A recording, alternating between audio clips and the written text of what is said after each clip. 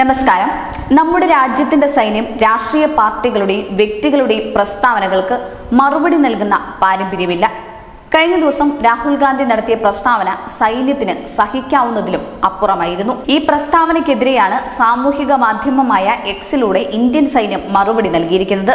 ഇത് ഇന്ത്യയുടെ ചരിത്രത്തിൽ തന്നെ ആദ്യമാണ്. ഡ്യൂട്ടിക്കിടെ ജീവൻ നഷ്ടപ്പെട്ട അഗ്നിവീർ അജയ് കുമാറിന്റെ ശമ്പളം സംബന്ധിച്ച് രാഹുൽ ഗാന്ധി നടത്തിയ തെറ്റായ പരാമർശത്തിന് മറുപടി നൽകിയിരിക്കുകയാണ് സൈന്യം. രാഹുൽ ഗാന്ധിക്കെതിരായ ഇന്ത്യൻ സൈന്യം പ്രസ്താവന പുറപ്പെടുവിക്കുകയും അദ്ദേഹത്തിന്റെ കുടുംബത്തിന് നഷ്ടപരിഹാരം നൽകിയിട്ടില്ലെന്ന റിപ്പോർട്ടുകൾ തള്ളുകയും ചെയ്തു. കുടിശ്ശികയുള്ള മൊത്തം അഗ്നിവീർ അജയന്റെ കുടുംബത്തിന് നൽകിയതായും ഇന്ത്യൻ സൈന്യം അറിയിച്ചു. സൈന്യത്തിന്റെ ആ മറുപടി ഇങ്ങനെയായിരുന്നു: ഡ്യൂട്ടിക്കിടെ ജീവൻ നഷ്ടപ്പെട്ട അഗ്നിവീർ അജയ് കുമാറിന്റെ അടുത്ത ബന്ധുവിന് നഷ്ടപരിഹാരം നൽകിയിട്ടില്ലെന്ന് സോഷ്യൽ മീഡിയയിലെ ചില പോസ്റ്റുകൾ കണ്ടു. അഗ്നിവീർ അജയ് കുമാർ നടത്തിയ പരമോന്നത ത്യാഗത്തെ ഇന്ത്യൻ സൈന്യം അഭിവാദ്യം ചെയ്യുന്നു. പൂർണ്ണ സൈനിക ബഹുമതികളോടെയായിരുന്നു അദ്ദേഹത്തിന്റെ അന്ത്യകർമ്മങ്ങൾ. കുടിശ്ശികയുള്ള മൊത്തം തുകയിൽ അഗ്നിവീർ അജയന്റെ കുടുംബത്തിന് 98.39 ലക്ഷം രൂപ ഇതിനകം നൽകിക്കഴിഞ്ഞു.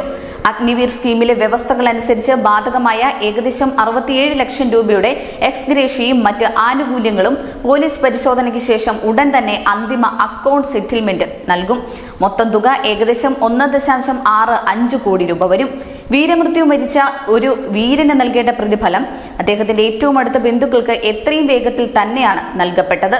ഇത് അഗ്നിവീറുകൾക്കും ബാധകമാണ്. എന്തായാലും രാഹുൽ ഗാന്ധിക്ക് ഏറ്റ തിരിച്ചടി തന്നെയാണിത്.